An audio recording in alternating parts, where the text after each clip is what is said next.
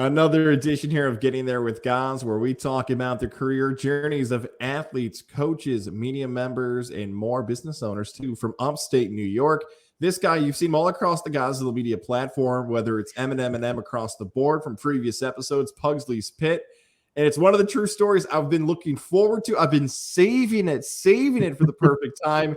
And now here we are in October of 2022, finally sharing his story. Sean Martin joins us.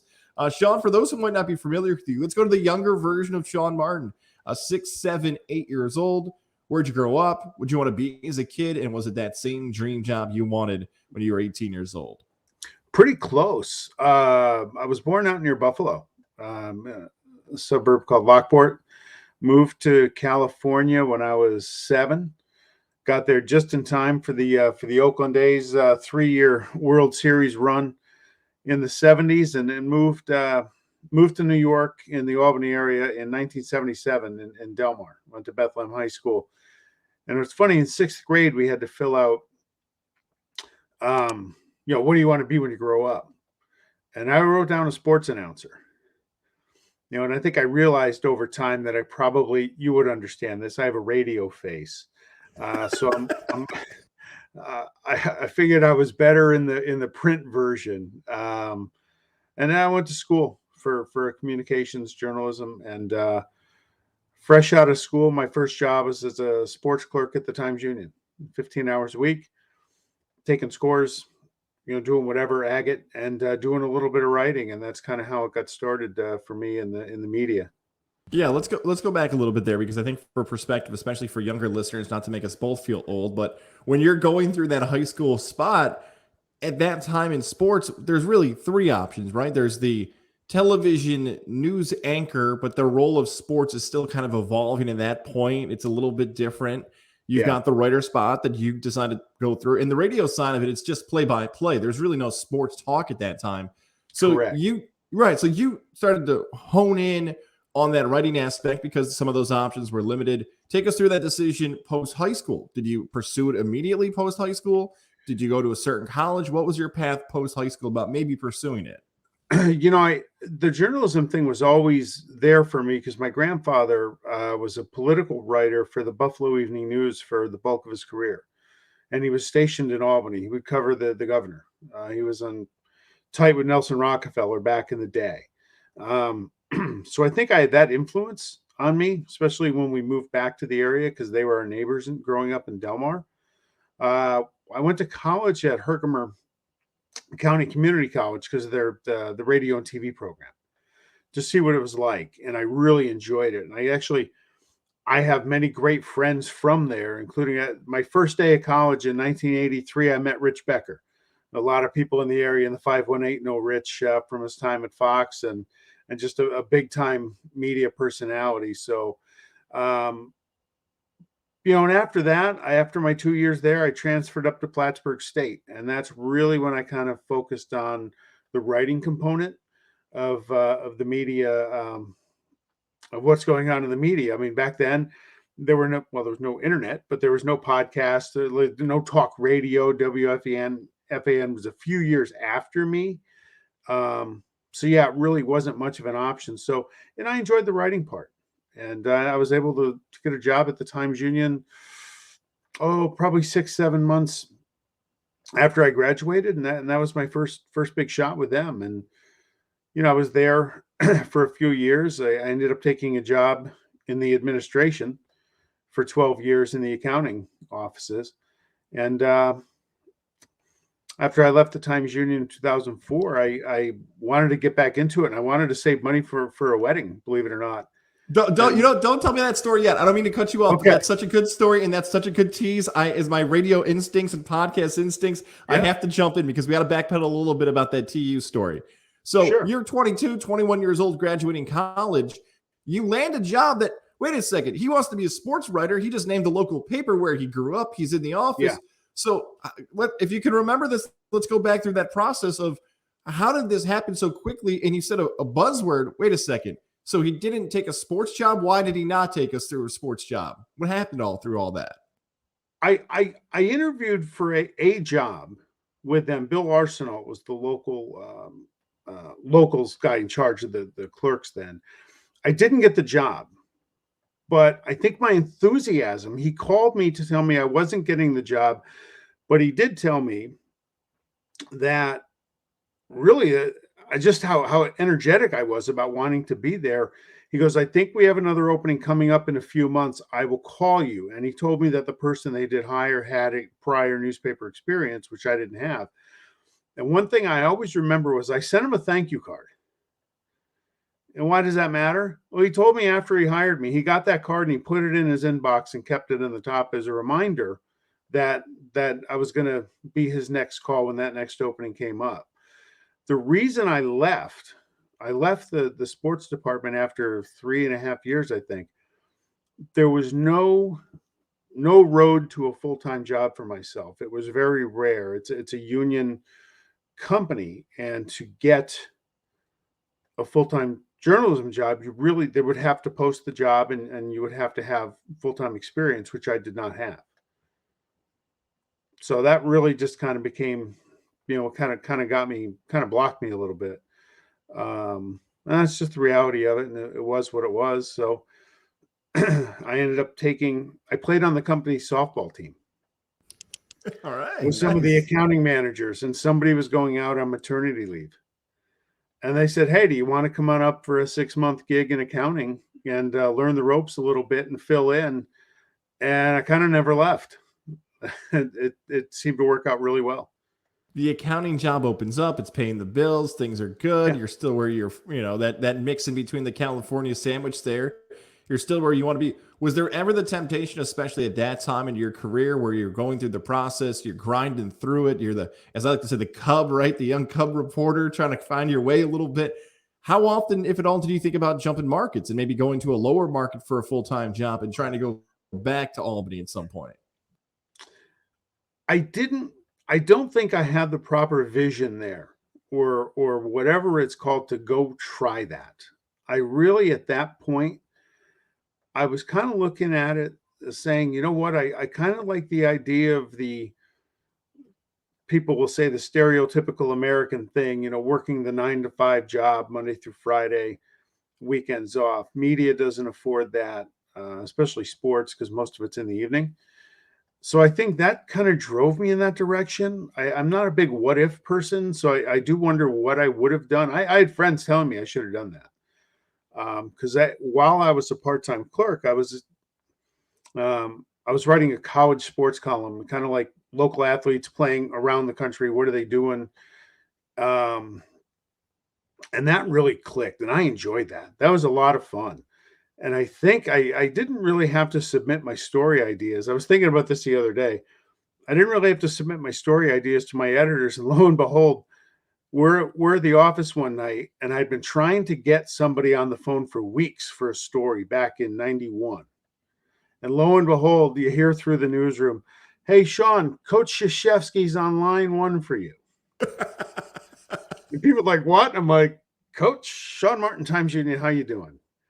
I was doing a story on Greg Kubek from Shenandoah as he was going into his 4th year at Duke. And they're just like, hey, the clerk over there just got Mike Krzyzewski on the phone. We did about half an hour interview and another half hour just as a basketball fan, talking to him. So he's my most famous guy that I ever talked to. It was a blast. Yeah, it's an amazing story to have Coach Kane, to have those type of accomplishments, and you're doing it. Like those thrills and those moments of, you know what, this is what I wanted to do. And when you track somebody down, it feels like, okay, I'm good at this too. And I'm sure that column, if we find it, that piece, you probably put a little extra into it too, to make sure, hey, if you've got the good guests and the good quotes, you got to make sure you fill off the rest of it. So look, even though the path is a little unconventional because you start off doing it, you decide to move to a different job, something's going to happen post that. But let's sit on this accounting thing for a little bit. So you do this, as you just mentioned, for a decade plus. You're finding a way to have that mix between media, you're having your paycheck signed, you're gaining experience. How often, if at all, did you look over and say, okay, this accounting thing's going well, but I have this itch, right? That's always the term that we hear with our fellow media members, that this is fine, but there's something else that needs to happen. Or maybe it went away. It never went away. So then after a while, the internet becomes a thing. And so I start writing blogs. right? That's where the name Pugsley's Pit was born. I was actually born in junior college on a TV skit where I played Roddy Piper in a skit. We called it Pugsley's Pit, but I carried that over into a blog and everything. And that's just where I kind of did my writing. It was out on the internet. It was fun. It was a hobby. I enjoyed it. But yeah, the itch never went away. And then a few years later, I get a phone call from the TU. They had a new locals editor looking for people for clerking and saying, "Hey, do you want to come back to your old position here on nights, weekends?" And at that time, I think I had just gotten engaged, and I was like, "It's tough to give up your Friday and Saturday nights. Things are a little different when I was single than when I was single." So a few months later, I was like, "Wait, why am I not writing? I should be calling them because that's a little different." So I called them back for that next school year back in 2007 and said, "Hey, what about stringing?" And they're like, "Yeah." And they were having a meeting with a few other people coming in. And I honestly, as I was saying before, I did it to put a couple bucks away for my upcoming wedding, and I never left. It's been 15 years now, and I love every second of it. To get. I was going to say, for our younger listeners, just two terms you use there that they might have got confused by. Can you just explain for some younger people what clerking means and what stringing means? Clerking is, in that context, is you're answering the phones. People are calling in their football scores, basketball scores, Tuesday and Friday nights. You're on the phones. You're taking the scores. You're taking the stats, the box scores, any pertinent stats and information, and sending them all along. A lot of it, newspaper terms, you have the agate page that has all the soccer scores, volleyball scores, all the small print. Mostly compiling that, doing a little bit of writing. Stringing is another term for freelance writing, where you're not an employee of the business. You're out being paid on a per diem basis, per se. So I've been doing that since 2007. And back to the clerking thing too, just from the evolution of clerking from 2007 to 2022.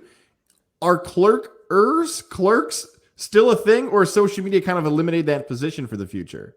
No, they're still a thing. They have a great group over there. Pre-COVID, you'd call in, file a story, call in, and you get to know them over the phone and talk to them a little bit. And they got a great bunch. And I know they're still there.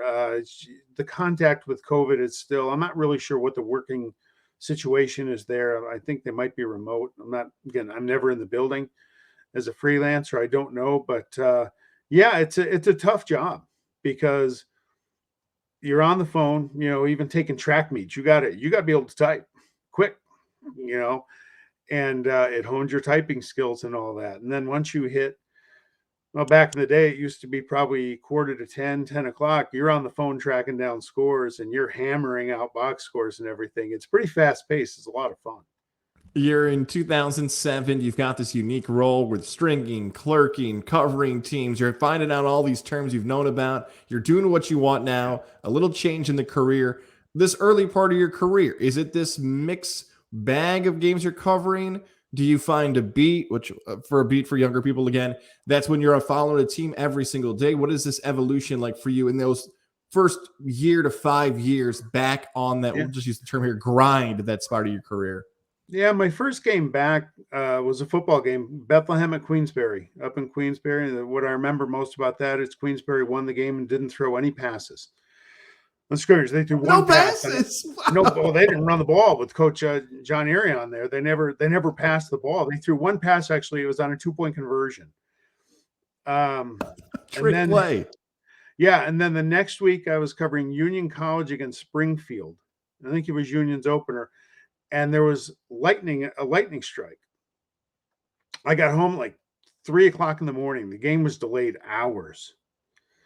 And in doing some research during the delay, you find out they had a lightning strike the year before when they same two teams played. And the lead wrote itself, where I was like, apparently lightning can strike twice. I'm like, you have to write that. Right? Of course. So you have to write it.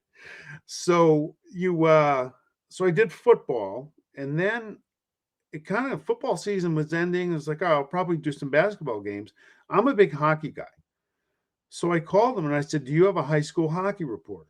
And they said, no, we don't really have anybody. I said, well, you do now. I love it. So we gave it a shot, and we covered at least one game a week for the first year or two, and that was probably my first real beat where I was the high school hockey guy. If there was a game to cover, I would tell them, "Hey, look, you got a good matchup here, a good matchup here. We should go." And I still do that because I still do the high school hockey in between now and I'm doing. But that was really the first official one for me. And then the next fall, they called me in August and said, "Hey, how would you like to be our cross country and track and field guy?" I gave one answer. I said, "Do I have to run with anyone?" They said, "No, it's not. I'll do it." Okay. Smart. Good questions. This is why you're a solid writer, by the way. These are the questions you need to ask. That's right. Well, I don't have to run. Yeah, I'm in. I'm on board. You're going through all these different teams now. You're covering different sports. I've asked people this before, and I wonder if you've had the same experience as well. Media people will understand this question. Is it more difficult for you to interview a high school athlete than a college athlete? And if so, why? I think with the high school kids, I treat high school athletes different than I treat college and pro. They all have a little separation. If there's a high school kid, I'm going to be more cognizant that they may or may not be experienced in giving interviews. And therefore, if they say something that I think they might regret the next day, I'm probably not going to print it.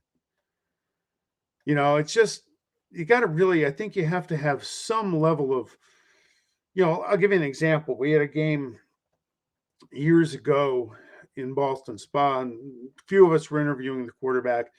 They said, "What about the game tonight?" He goes, "Well, we knew coming in that they sucked, so we should win easy." I'm like, the other paper printed it, I didn't.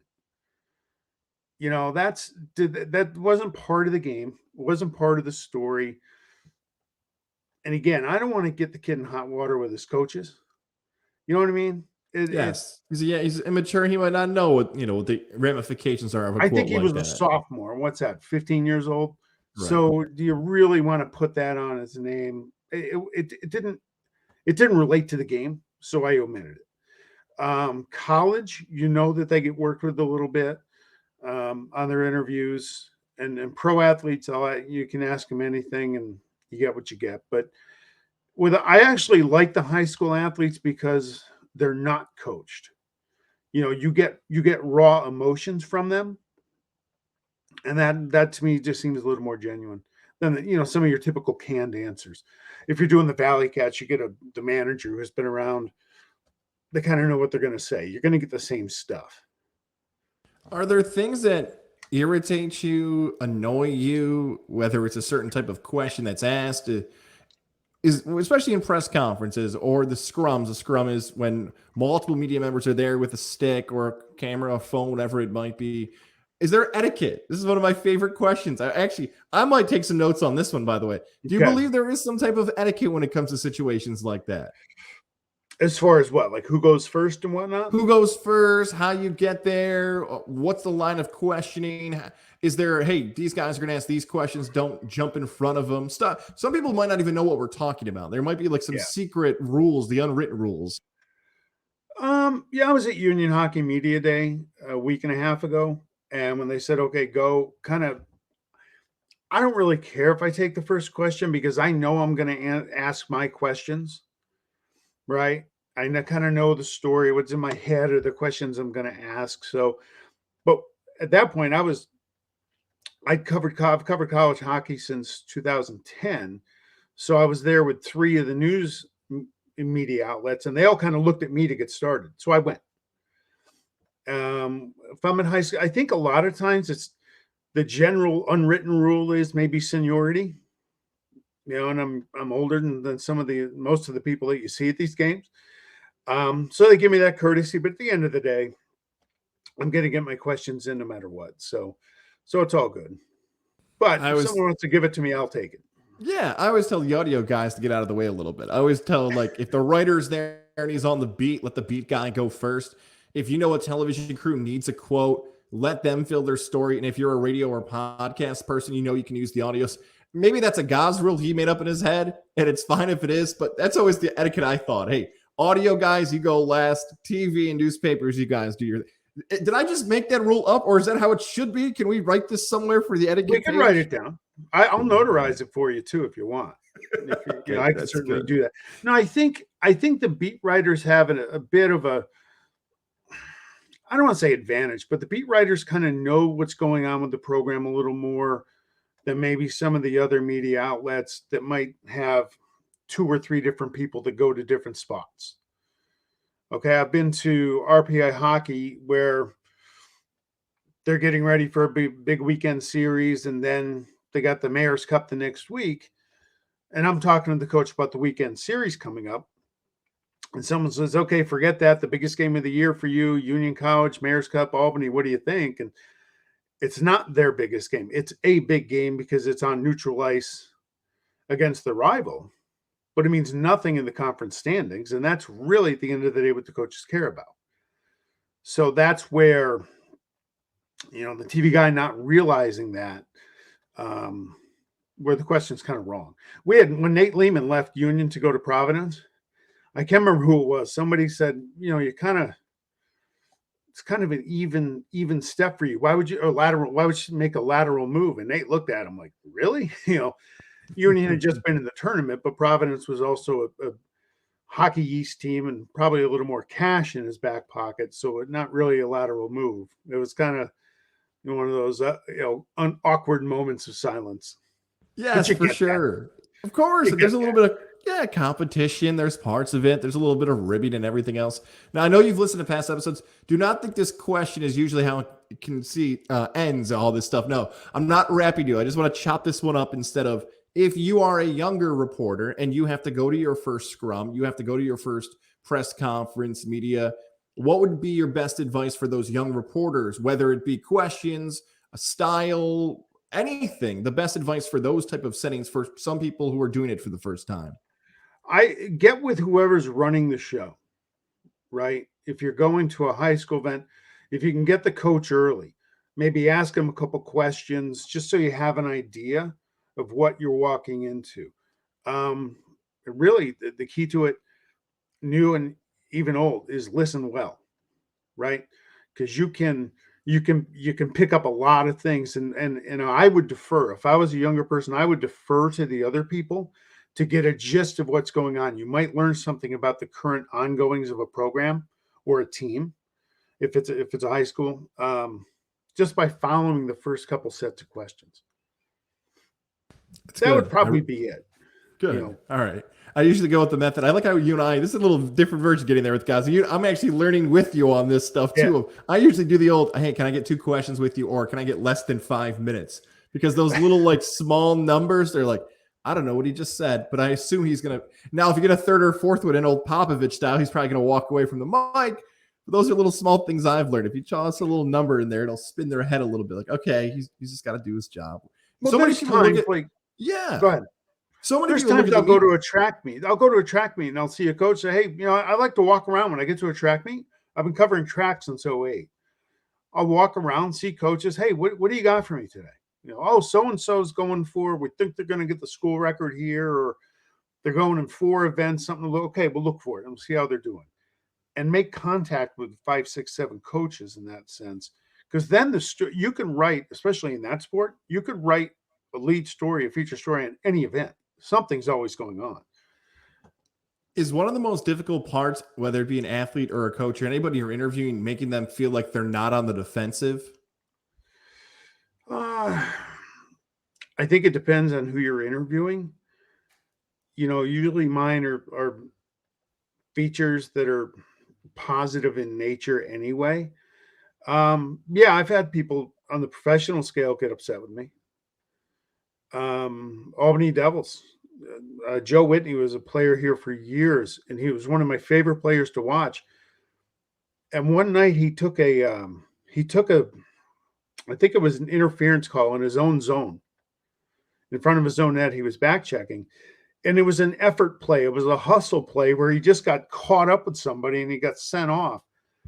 And I asked him about that, and he didn't understand that the question was actually a compliment, that he got whistled for a penalty while he was busting his behind on a play. And he got mad at me. And okay, well, you did get called for the penalty, but so that's why I'm asking you. But I was trying to turn it into, hey, the guy was out there trying to do his job, and sometimes on the ice things happen. Okay. And then Valley Cats manager Stubby Clapp, I can't remember what my question was. I brought it up on M&M last year. He got furious with me in a post-game scrum. Like basically said, I know more about baseball than you do. Why would you ask me that question? Okay. You got to be a pro though. Like you got to handle it sometimes, and it's difficult. I know the Jim Boeheim clips have gone viral. The Mike Gundy clips have gone viral of the back and forth between the media and those types of videos. The reason I even asked that question because so many people see that and they think, oh, there must be this combative relationship constantly between reporters and players, and media members, and it's not always combative. It can be because you're competitive people, but it's not meant to be combative, I would assume, still in 2022. I think a lot of it is how you handle it. And, semantics sometimes are everything. How do you phrase the question? You get a hockey coach where they're 0 for 6 on the power play, right?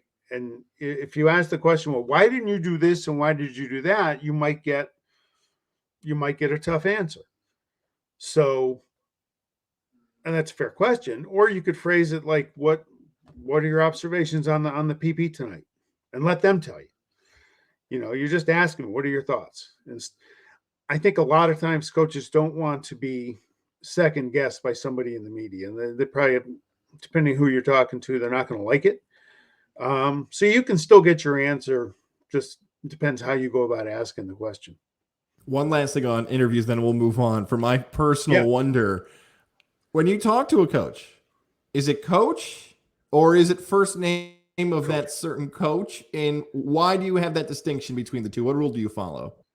Coach every time. I've done that forever. I don't care who it is. I call him coach. One, maybe I don't really know why. I think it's respectful to do that. I think growing up, coach always used to like being called coach. And you know what? Do you cross the line? Is it too personal for using a first name? I don't know. I don't think it is, but I just call them all coach, and that's just the rule with them I've always used. All right, we're in that same club, by the way. No, I've had, hey, coach, how you doing? Hi, reporter, how are you? I look at it like doctor or professor. If you've earned the title, I don't mind calling you the title that you've earned. You put your craft and work towards being a professional. I don't mind using whatever prefix you were using for that. Yeah. You can never go wrong with coach. Yes, exactly. Is it Jim, James, Jimmy? You don't know. Yeah.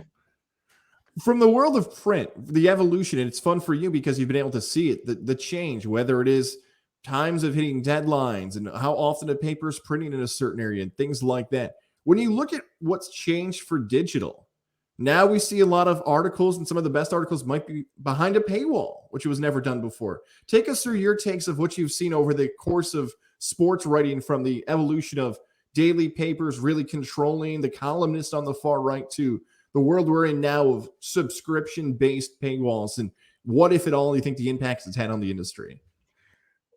Yeah, look, the industry is not healthy. I got into it the first time in 1990, and I think around me, I could counted it up a couple of months ago. I think they had at least 8 full-time reporters, maybe the same number of people on the desk, rotating shifts. It's obviously gone down. I think it's the way society and social media has gone, and the internet has just destroyed newspapers in a sense, because you can get your information quicker. You want to read up on the Yankee game, you go to any number of websites to do it. You don't have to wait till the next morning. Now, there are people that are throwbacks that like to read their paper in the morning, and I'm one of them, but it's just the way it's gone. And we're now a society where you want your information now. You don't want to wait for it. So newspapers have to have an online presence. And the paywall is a tough thing. you got to have some subscribers. You got to get that revenue coming in. And the way newspapers were, let's be fair, I haven't officially worked as an employee at a newspaper since 2004. Subscription numbers drive advertising rates. How many eyeballs are going to be on that paper? Okay. So that's why it's important to have the online presence, because you're getting clicks. Right. And I don't know this is fact. I would think those clicks would turn into hopefully advertising revenue for the newspaper, just because they have to survive. A lot of them haven't. That society is just going in a different direction. But to your credit, and what's happened over the last few years is that you've seen some of this change happen, and you have dove into the podcast world. You've seen the non-traditional media, M&M across the board. It was there. We had some changes. I'll take some blame for that. If you read in between the lines of what Goz might have done this past summer, that might have caused some issues with that show. But Pugsley's Pit, let's go through the last couple of years of what you saw in the podcast world. And you don't have to talk about me, just podcasts in general, of what you're doing on your shows, what you've enjoyed about this format, what you think the future might be for you in this format. I love doing the shows. I love talking sports, and I like interviewing people. And so when we got together with Eric and Ashley, I've known them both a long, long time. And it's like, hey, let's just go in and talk sports and have fun. That's what we're doing. We ended the show back in the end of June, I think early July. Pugsley's Pit initially was going to be geared up really toward my teams, the Raiders, the Huskers, the A's, and the Bruins. And I still do that. I'll get a Kenny King Jr. His dad played for the Raiders. He's come on the show a few times. But I've really found, I think the show is better if I kind of keep it more what's going on in the sports world as the main focus. Major League Baseball, a lot of Aaron Judge talk this summer. And then I go into my world with my teams, where I try and connect. And thank God I got to have a smile on my face on Monday when we recorded with following the Huskers getting a win Saturday and the Raiders coming back on Sunday. I'm like, I'm not used to this. It's been a tough year. Victory Monday was sweet. So but I try and keep it loose too, have some fun. If you want to do some crazy stuff, yes, I took my shirt off during one show at M&M. I thought Eric and Ashley, Eric's just like, wow, you could have adjusted your camera. I'm like, no, I didn't think of that, And then the beer chug. I had the beer chug that day with Chewy's Beer Brigade. A salute to some Raider fans. And Eric just, is that apple juice? No, it's not apple juice. It's beer. You've had so much fun on the podcast world, and it's been so much fun following the journey of what's happening. If you have not watched M&M across the board or Pugsley's Pit, for our visual side, playlist is right there. So just search at the end of this video. You're going to see the playlist. And also on our audio side, just search Gonzalo Media. Those are going to pop up. The logo's right there for you. So make sure you download, subscribe, rate and review for those great shows that are going on right now. And I know the fun part that you and I love about this world is that you can have your own shows. You can truly create a business with this. And then you can also, if you are a business owner, promote your own business and have things like that happen and have these different things. So some people may find this out for the first time. Not only do you write, not only do you host, not only are you a dad, you also run your own business. Yes, 518 bookkeeping. The accounting gig at the TU morphed into in the corporate world. I became a senior accountant after I left the Times Union, and then moved into roles in the corporate sphere of controller, general manager, and CFO. And then in 2016, I left it. My wife and I became pregnant with twin boys, and we decided I was going to become a stay-at-home dad for 6 months. And what a difference. I'd never changed a diaper in my life, and here I am, 50 years old, a new dad of twin boys. Like, okay, here we go. Doc McStuffins, Mickey Mouse Clubhouse, let's have at it. And my first day home with the kids, I'd always wanted to run my own business, but never really had a good idea. And then my first day home with the kids that November, I was like, why don't I just open up an accounting and bookkeeping business? I have all this experience at a corporate level. Why am I not doing that? And then that spring of 17, 518 bookkeeping was born. So it's an awesome thing. we need some flexibility. My wife does a great job for our family and everything. And so I have the flexible schedule, and, my accounting can be done. I could do a couple hours now at 10 o'clock at night if I wanted to. So it's a great thing. And yeah, and that's what I like about the podcast, because I'm my own boss. I can record at 1 o'clock on a Monday afternoon if I want to. So it's an awesome thing. And it just goes to show you never know. You always keep your options open, and you never know what's going to come up We for you. mentioned, So it's beautiful. yeah. Yes, it is. It's beautiful. 518 Bookkeeping, by the way. For more information, head to our info below here on both audio and visual. So if you want to learn more about Sean's business, if you've got tax season on the way, if you need some bookkeeping, whatever you want, Sean will work with you. All those great things. I just went through some of your accolades, your achievements. I talked about you being a writer, a dad, a business owner, a podcast host. I did leave off one that I do want to make sure I hit two. You also are an author of a book. So let's talk about this. You are an author as well. Take us through what kind of took you through the journey of becoming a printed author. As luck would have it, I have a copy right here. Look at that. Dear Liam and Noah, letters from Daddy. I'll tell you about it. I have some very exciting news, which I've not broken until tonight. Ooh.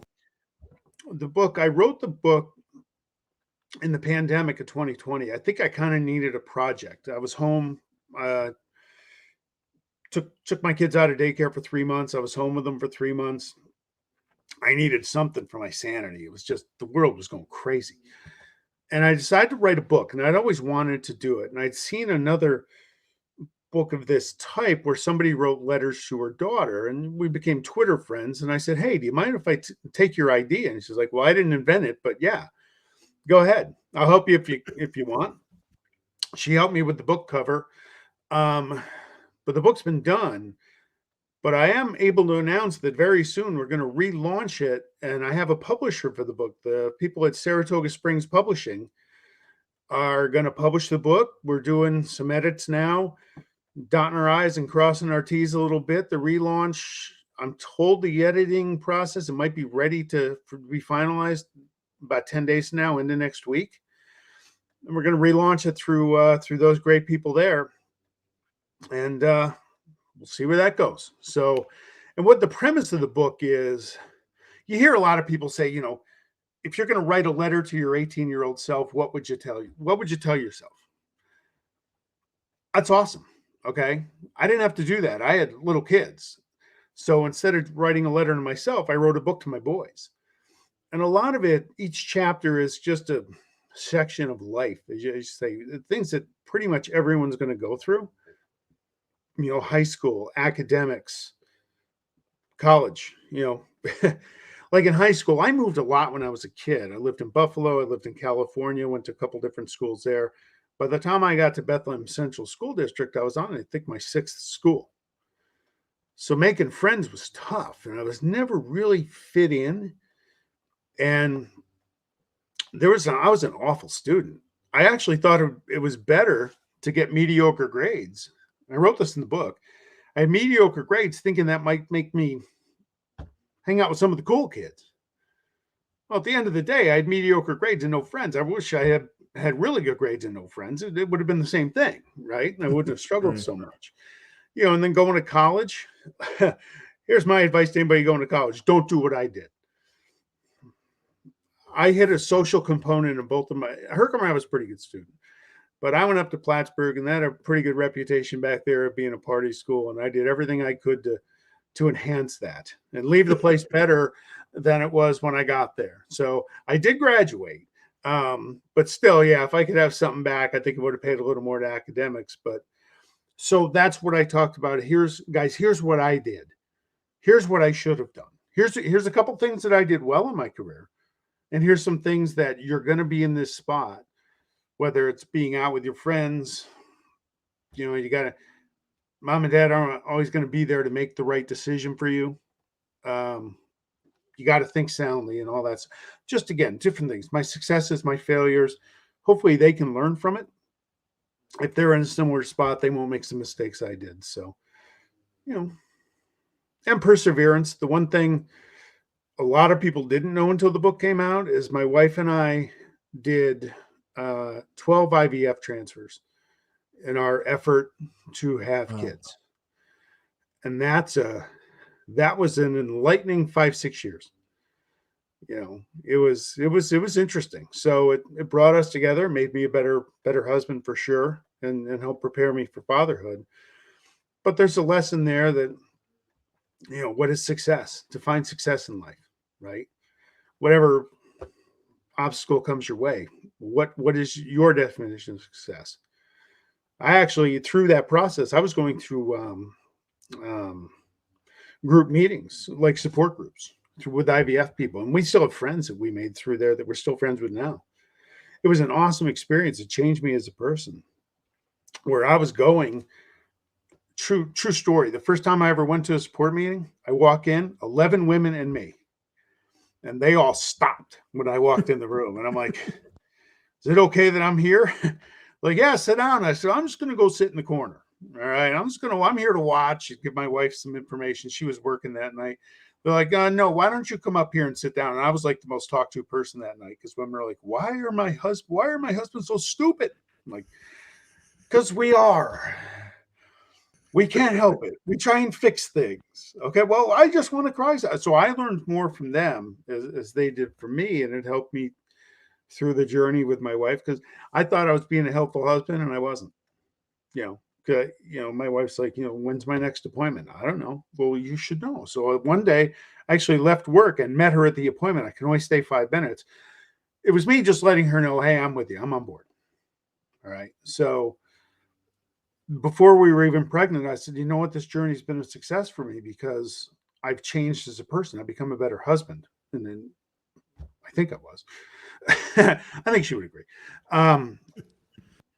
And then we get pregnant. So I'm like, okay, so it was already a success before we got the ultimate payoff. But it was a tough journey. It's not something I would wish on anybody. Wanting to be a parent and struggling to achieve that is a tough road. But fortunately for us, we had a good ending with it. So I cover all that in the book and let the boys know, hey, this is where you came from, and if you want something bad enough, you find a way to get it done. Doesn't matter if it's IVF or career or whatever. Thank you for sharing that story, because I know it's personal. I know it's in the book. Whenever you're listening to this, the information that we just shared with you, we're going to make sure it's shared as well, because it's worth a read for soon-to-be moms and dads, or already moms and dads, whatever it might be. We hope that you get to continue to read some of those great stories that Sean's able to share in that book. Before I let you go, because I know you're busy, the kids are asleep right now. You and I are both on dad's schedule right now, right? They're both upstairs doing their thing, all three of them. I got one, you've got two, I got another on the way by the time of this recording. Let's talk about advice. If it's a young person, I used the term earlier, the Cub reporter, somebody who wants to be a sports writer or a writer in general, what's the best advice you can offer them to get the spot in your career where they want to get right now? Best way to get there? Work your tail off. Okay. Have no barriers, have no limits, and no ceiling, right? One of the reasons why I think I found such great success with the Times Union is they know they can send me to almost any sporting event, and I'm going to give them my best effort. And don't say no. You have to have flexibility.